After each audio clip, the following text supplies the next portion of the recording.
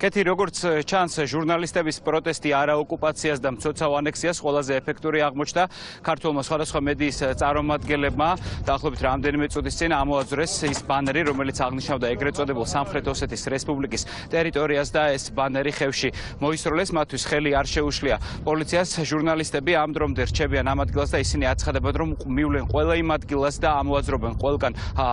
ეგრეთ წოდებული რესპუბლიკის აღნიშნულ ტრაფარეტებს სადაც კი ამას დადგამენ რუსი მესაზღვრეები როგორც ვატყობ, საკმაოდ ხშირად მოგვიწევს გაპროტესტება იმის რაც ხდება აქ მცოცავი ოკუპაციის ჩვენ ჟურნალისტები ვართ ამ ქვეყნის მოქალაქეები იმ ქვეყნისა რომლის 20%-ზე მეტი ოკუპირებულია რუსეთის მიერ და ამას ვაპროტესტებთ ისევე როგორც დანარჩენი მოქალაქეები და ეს პროტესტი გაგრძელდება მანამ სანამ არ შეიცვლება სიტუაცია მე აი ხა ნახე რა მაქვს ხრებზე 93 წელს რუსთავის ბატალიონში მქონდა აი 17 წლის ვიყავი მაშინ აი ეს დროშა აი ძველი ქართული დროშა და აგერ მიდგას ახლა ჩემი შვილი მოდი აქ ერთ წუთი რომელიც არის ჩემი ასაკის როცა მე იქ ვიყავი ემომში და აი ხა მინდა რომ ამან თავის ტერიტორიაზე იცხოვროს აი აქ და აი ესენი არ არის ჩვენ ამოვიღეთ ჩადებენ კიდე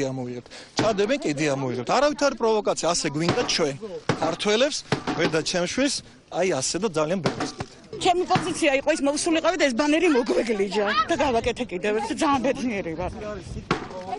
კიდევ რო გააკეთონ? კიდე ამოვგლიჯავთ.